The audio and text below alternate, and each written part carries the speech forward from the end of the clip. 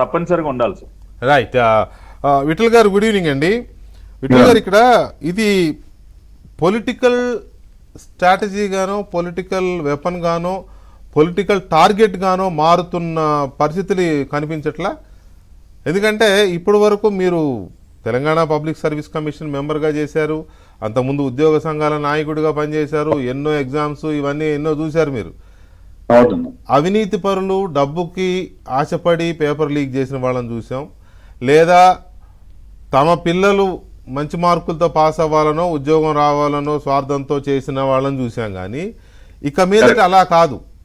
ప్రభుత్వాన్ని డీస్టెబిలైజ్ చేయడానికి, ప్రభుత్వం మీద బురద చల్లడం కోసము ఈ లీకేజ్ అనే అస్త్రాన్ని ఉపయోగించుకునే ప్రమాదం లేదంటారా? అన్న, ముందుగా మీకు అక్కడ ఉన్నటువంటి ప్యానల్ మెంబర్స్ కి అందరికి అండ్ ఏబిఎన్ వీక్షకులు గుడ్ ఈవినింగ్ తెలియజేస్తూ, నమస్తే. మీ ఇంట్రో విన్నా, నేను ఇంట్రో వింటే భయం వేస్తుంది. ఎందుకంటే ఇంతకాలం రాజకీయ పార్టీలు ఎవరైనా సరే ఎన్నికలకు గెలవడానికి కులము, ప్రాంతము, మతము, వర్గాలు, సంక్షేమ పథకాలు ఇవన్నీ వాడుతున్నారు. ఇప్పుడు కొత్తగా ఈ పేపర్ లీకేజ్ కూడా ఒక ఆయుధంగా వాడే ప్రమాదం ఉందనేది నిజంగా చాలా ఇది భయం వేస్తుంది. ఒక రకంగా చూస్తే భవిష్యత్తులో ఎట్లా ఉంటుంది పరిస్థితులని. ఇది ఎన్నికలు గెలవడానికి ఇవన్నీ ఒక ఎత్తు అయితే ఇది అత్యంత ప్రమాదకరం. చాలా. ఎందుకంటే ఇది కేవలం రాజకీయ పార్టీలకు మాత్రమే సంబంధించింది కాదు, లక్షలాది మంది కుటుంబాలకి, లక్షలాది మంది అంటే ఒక స్టూడెంట్స్ ఇంటర్మీడియట్, 10th, ఎంసెట్, తర్వాత నీట్, కాంపిటేటివ్ ఎగ్జామ్స్ అంటే లక్షలాది కుటుంబాలకు సంబంధమైనటువంటి అంశం ఇది.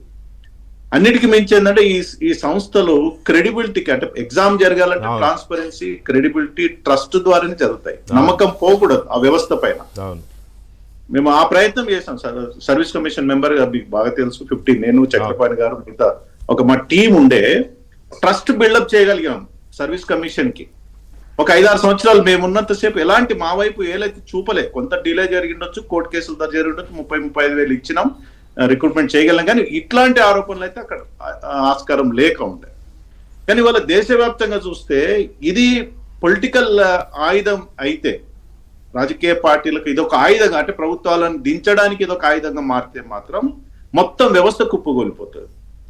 అంటే ఏ వ్యవస్థ పైన నమ్మకం ఉండదు, సర్వీస్ కమిషన్ల పైన నమ్మకం ఉండదు, ఇంటర్మీడియట్ బోర్డు, ఎస్ఎస్సి బోర్డు, ఇంకేదైనా ఎగ్జామినేషన్ సెంటర్స్ కానీ ఎగ్జామ్ ఏజెన్సీస్, వ్యవస్థ పైన నమ్మకం పోతే అది ఎంత ప్రమాదం ఆలోచించాల్సిన అవసరం ఉందని.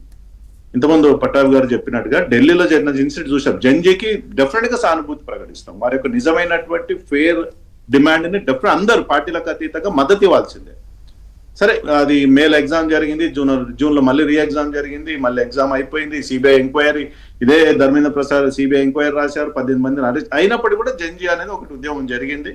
అందులో వివిధ రాజకీయ పార్టీలు మద్దతు ఇచ్చినాయి. సరే, అది ఆ రోజు పార్లమెంట్ జరిగింది, చలో పార్లమెంట్ కానీ హింసాయుత సంఘటనలు కూడా చూసినాం, లాఠీ చార్జ్ వరకు వచ్చింది. సరే, ఇవాళ లాఠీ చార్జ్ ఎందుకు చేసిండ్రు అనేది సుప్రీంకోర్టు ప్రశ్నిస్తుంది. మరి నిజంగా చలో అసెంబ్లీ కార్యక్రమాలు కానీ, చలో పార్లమెంట్ అసెంబ్లీలు కానీ పోలీస్ వ్యవస్థ నియంత్రించకుండా ఉంటే మాబుని, ఇప్పుడు అదే జంతర్ మంతర్లన్నా అది 1000 మందిని పోలీస్ వ్యవస్థ నియంత్రించకుంటే ఏం జరిగేది ఆ రోజు? అంటే పార్లమెంట్ మీద అటాక్ జరగాలనా? వీళ్ళందరి మాబు పోయి మొత్తం పార్లమెంట్ మీద దాడి చేస్తే ఆ పార్లమెంట్ మెంబర్ల మీద రక్షణ లేకుండా, లేదా ఇంకెవడన్నా రాళ్ళనో ఇంకేదన్నా పెట్రోల్ బాంబులో అట్లాంటివి తీసుకుపోయి పార్లమెంట్ గాలబట్టే పరిస్థితి ఉండాల్సిందేనా, ఎక్కడో నేపాల్లో జరిగినట్టుగా? సో ఇవన్నీ కూడా డెఫినెట్ గా మళ్ళీ ఎవరిని బ్లేమ్ చేస్తాం? మళ్ళీ అల్టిమేట్ గా ఆ నియంత్రించకపోతే పోలీస్నే కదా, ప్రభుత్వాలనే కదా బ్లేమ్ చేసేది. సో ఏ ప్రభుత్వాలైనా కొంత కంట్రోల్ తీసుకుంటది డెఫినెట్ గా. పర్మిషన్స్ ఇచ్చేటప్పుడే మనం చూసినాం, చాలా ఇందిరా పార్క్ దాటి ర్యాలీ రాదన్న మనం చూసినాం. మేము చాలా సార్లు అక్కడ ధర్నా చేస్తే బ్యారికేడ్స్ పెడతారు చలో అసెంబ్లీ కార్యక్రమం. ఇందిరా పార్క్ ఆ బ్యారికేడ్ దాటి రాకూడదు, వస్తే లాఠీ చార్జ్ చేస్తారు. డెఫినెట్ గా తెలంగాణ ఉద్యమంలో ఎన్ని చూడలేదు. సో ఎవరి పని వాళ్ళు చేసుకుంటారు. కానీ ఇప్పుడు జరుగుతున్నటువంటి ఇది రాజకీయ అంశమే అయితే, రాజకీయ పార్టీలకు ఇది ఒక ఆయుధంగా మారితే పేపర్ లీకేజ్ అనేది అత్యంత ప్రమాదకరమైన పరిస్థితులు మనం ఉండబోతాం. అదృష్టవశాలు మన కేంద్రంలో మోడీ గారు కొత్త చట్టం తీసుకొచ్చారు. 10 ఏళ్ల కఠిన కారాగార శిక్ష తోడు 10 కోట్ల రూపాయలు జరిమానాతో పాటు ఫాస్ట్ ట్రాక్ కోర్ట్స్ ఏర్పాటు చేసి 3 months లో, అంటే 2 months లో మొత్తం ఎంక్వైరీ జరగాలి, 3 months లో శిక్ష పడేటట్లు కఠినమైనటువంటి నిబంధనలు అయితే తీసుకురాగలిగినాం. మరి ఇది రాష్ట్రాలు కూడా దాన్ని అడాప్ట్ చేసుకోవాలి ఆ చట్టాన్ని, కేంద్ర ప్రభుత్వ చట్టం కాబట్టి ఆయా రాష్ట్రాలు కూడా అడాప్ట్ చేసుకుంటే ఎంత కొంత భయం ఉంటుంది.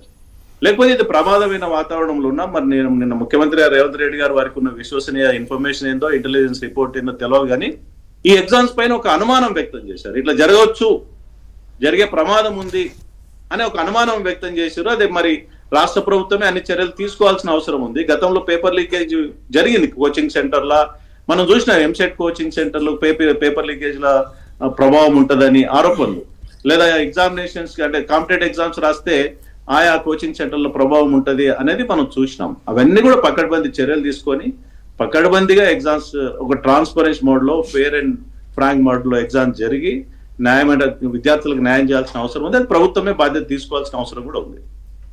రైట్. ఇక్కడ మనం గమనించాల్సిన విషయం ఏంటంటే పాషా గారు,